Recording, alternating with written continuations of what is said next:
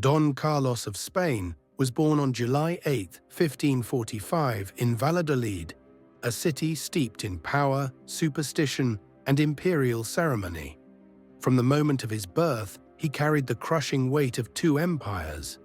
He was the only legitimate son of King Philip II of Spain and the grandson of Emperor Charles V, ruler of the Holy Roman Empire. His mother, Maria of Portugal, died 4 days after giving birth to him. Her death cast a long shadow over his life, a life that had barely begun and was already marked by loss. The royal court expected greatness from Carlos. He was baptized in an extravagant ceremony that celebrated dynastic continuity. Yet behind the grandeur, whispers of concern began early. His body showed signs of abnormal development: a misshapen skull, asymmetrical eyes, an awkward gait. As he grew older, those around him noted erratic mood swings, poor coordination, and disturbing behavior. Doctors, tutors, and attendants quietly worried. Publicly, he was portrayed as the ideal heir. Privately, he was becoming a problem. The Habsburg dynasty had long practiced inbreeding to maintain pure bloodlines. Carlos's parents were double first cousins, a genetic recipe for disaster. His family tree didn't branch, it folded inward. Modern analysis suggests he suffered from multiple congenital disorders, jaw deformities, neurological issues, and possibly early signs of mental illness. Despite his weaknesses, he remained the heir to the Spanish throne. There was no alternative plan.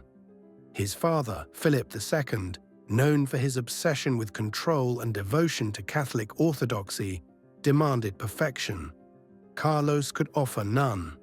Even as a child, he struggled to meet the rigid expectations of royal life. He lashed out during lessons, refused to follow orders, and sometimes turned violent. At age 14, he was accused of stabbing a noble at a banquet.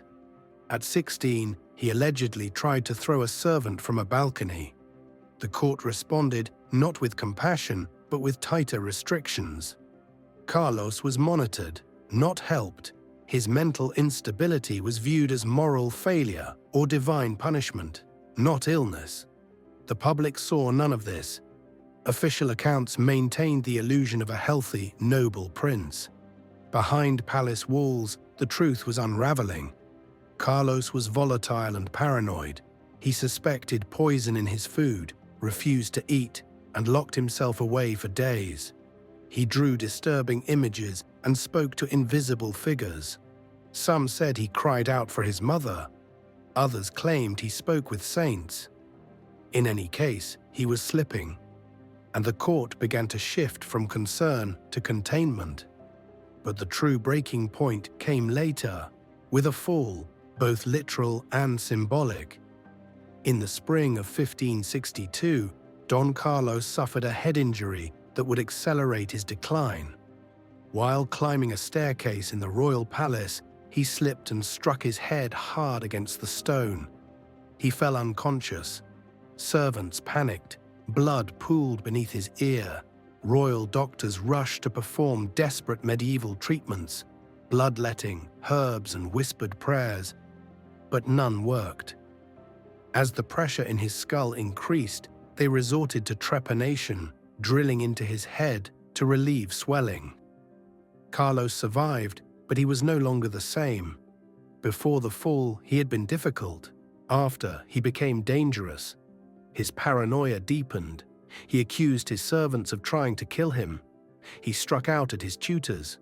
When denied privileges, he responded with tantrums, hunger strikes, and erratic behavior. One courtier described his moods as swinging like cathedral bells. Calm one moment, violent the next. He developed compulsions. He hoarded items, refused to bathe, tore heads off birds and dolls. He scratched his skin until it bled. He wouldn't wear shoes, believing the leather was cursed. He began hallucinating regularly, speaking to saints, shadows, even the devil. Sometimes he begged forgiveness for unnamed sins. At other times, he claimed divine visions, but no one could explain what was real and what wasn't. Still, Carlos insisted on his right to rule. He demanded involvement in state matters. He signed letters as King Carlos, despite his father being alive and firmly in control. These were not innocent fantasies. Spain was a global empire under threat. Rebellions were rising in the Netherlands. France was in religious civil war. England, under Elizabeth I, was hostile. The monarchy needed stability. Carlos, the heir, had become a liability. He began to appear in public wearing mismatched clothing, shouting nonsense at priests, and disrupting ceremonies. At a mass, he laughed aloud and ordered a statue removed because it watched him sleep. His father, King Philip II, began to treat his son not as a prince, but as a threat. Spies were assigned to Carlos. His letters were intercepted. Reports painted a grim picture: hallucinations, aggression, self-harm, religious delusions. The conclusion became unavoidable: he was unfit to govern. Still, the public was told nothing. The image of the perfect Catholic heir remained untouched. The final breach came when Carlos attempted to flee Spain. He contacted Protestant rebels in Flanders and offered to join their cause. He wrote letters pledging to raise an army against his own father. These messages were intercepted. Philip now faced a choice not between father and son, but between king and traitor. There would be no trial, no open confrontation. On January 18, 1568, Philip personally led a group of guards to his son's chambers. Carlos was told it was for his own safety. The doors were locked behind him. Guards were posted. The Prince of Spain had become a prisoner in his own palace. What followed was silence. After his arrest, Don Carlos was moved to a sealed wing of the palace. His windows were shuttered. His weapons, books, and even curtains were removed. He was allowed no visitors, no servants of his choosing, only guards and physicians under strict orders. Officially, the reason was illness. In reality, it was containment. For 6 months, Carlos was held in isolation. His health quickly deteriorated. He refused to eat, suspecting poison. He muttered endlessly to himself, snatches of Latin prayers, curses, and childhood songs. He begged for his dead mother. He accused the walls of watching him. At times, he screamed through the night. At others, he lay silent, staring at nothing. His physical condition worsened. He stopped bathing. Lesions appeared on his skin. His legs developed ulcers that bled and festered. He lost weight rapidly. Witnesses described him as gaunt, almost skeletal. His breath rattled. His tongue swelled. His voice became weak and broken. And still the doors remained closed. Philip II never visited. Some believed the king feared his son's rage. Others thought he could not bear to see the result of his decision. But many suspect it was calculated distance, a way to begin erasing the heir from memory. While Carlos withered, the Spanish court moved on. Philip managed state affairs as if nothing had happened. Foreign ambassadors received vague statements. Pamphlets circulated abroad, especially in Protestant Europe, claiming the prince had been murdered. Inside Spain, the narrative was controlled. Carlos was unwell, possibly mad, and being treated in private for the good of the realm. Behind closed doors, doctors disagreed on the cause. Some blamed the head injury, others believed it was hereditary madness. A few whispered darker theories, divine punishment, demonic possession. But all agreed he was not going to recover. By July 1568, Carlos was barely conscious. His body shook with fever. Pus and blood soaked his bedding. His heart raced irregularly. When the archbishop was finally allowed to give last rites, the prince could barely respond. He blinked when asked if he believed in Christ. When asked if he forgave those who wronged him, he smiled faintly. That night, he vomited blood, convulsed, and fell still. Don Carlos died on July 24, 1568. He was 23 years old. There was no royal procession, no grand funeral. His death was announced with a single sterile sentence: "The Prince of Asturias has succumbed to a long illness."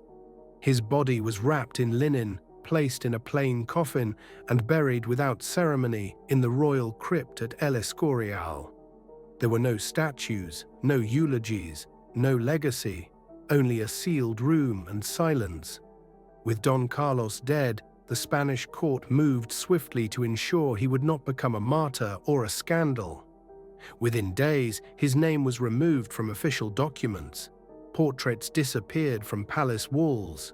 Artists were ordered to cancel any ongoing commissions. His belongings were destroyed or sealed away. No public mourning was declared. For Spain, the prince was gone and had never truly existed. But outside the palace, the silence spoke louder than words. In Protestant Europe, rumors spread quickly. Pamphlets in England and the Netherlands painted Carlos as a victim of tyranny, a Catholic prince imprisoned and possibly murdered by his own father. These stories fueled resistance against Spanish rule, especially in rebellious Flanders. Don Carlos became a symbol, not of madness, but of injustice. Inside Spain, a different version was carefully constructed. Officials leaked stories of his instability, his violent outbursts, his erratic behavior, his treasonous correspondence. The goal was clear: convince the nobility and the church that Don Carlos's death had been necessary, even merciful. The machinery of erasure was efficient. Within months, most of Spain had moved on. Philip II remarried, the crown continued, the empire held. But the memory of Carlos lingered in the margins, in private letters, in forbidden poems, in whispers. He would not stay forgotten forever. In the 18th century, German playwright Friedrich Schiller revived his story, transforming Carlos into a tragic hero, a young reformer trapped between love, duty, and authoritarian rule. Schiller's fictionalized version emphasized political oppression and personal suffering. It was not accurate, but it resonated. Later, in 1867, Italian composer Giuseppe Verdi adapted Schiller's play into the opera Don Carlo, adding music to the legend. The prince became a romantic figure, emotional, idealistic, doomed. Verdi's Carlos was not a madman, but a victim of power and control, of empire and expectation. These retellings gave Carlos what he never had in life: a voice. Yet as the arts mythologized him, historians began to look deeper. With access to royal archives, medical notes, and diplomatic correspondence, a more nuanced image emerged. Don Carlos was neither a villain nor a saint. He was a profoundly ill young man, damaged by genetics, trauma, and the crushing role he was born into. Retrospective diagnoses suggest he may have suffered from schizophrenia or bipolar disorder, worsened by a traumatic brain injury, isolation, and inbreeding. In a modern world, he might have received psychiatric care, therapy, and support. But in 16th century Spain, there was only silence. And in that silence, a young man unraveled completely. Centuries after his death, the story of Don Carlos still echoes, not as royal propaganda, not as court gossip, but as a haunting reminder of what power often destroys. Buried deep within El Escorial, Spain's royal monastery, his tomb lies unmarked. No plaque, no statue, no memory made official. Unlike the celebrated kings and queens buried nearby, Don Carlos has no legacy carved in stone. His story survives not because the crown preserved it, but because others refuse to forget. For historians, Carlos represents more than a fallen heir. He is a case study in dynastic failure, born into one of the most powerful empires in the world, He was crushed under its expectations. He was not allowed to be weak or strange or unwell, only royal. When he could not perform that role, he was locked away, and his life was systematically deleted. The Spanish Habsburgs had spent generations marrying close cousins. The goal was to preserve bloodlines. The result was genetic collapse. Carlos embodied that collapse. His mind and body bore the cost of a system obsessed with purity and succession. He was, from the beginning, vulnerable. And when that vulnerability became visible, the court chose secrecy over care. His father, King Philip II, was not a monster, but he was a monarch. His decisions were shaped by politics, religion, and image. A mad heir could unravel an empire. And so, instead of helping his son, he neutralized him. No execution, no exile, just silence, decay, and death behind closed doors. In modern terms, what happened to Don Carlos was institutional abandonment. His mental illness, whatever the precise diagnosis, was met with fear, shame, and confinement. The palace, like many systems of power then and now, prioritized control over compassion, and yet, even within that system, glimpses of humanity remained. A priest recorded Carlos clutching a crucifix and weeping not for salvation, but for his mother. A physician noted his quiet moments when the prince seemed lucid, afraid, and aware of his fate. These fragments, though small, remind us that behind every tragic symbol is a person. Don Carlos was not dangerous because of what he did. He was dangerous because of what he revealed, that even the strongest empires can be weakened from within, that royal blood does not guarantee strength or sanity, and that the myth of divine rule is fragile. He died without a crown, without ceremony, and for centuries without remembrance.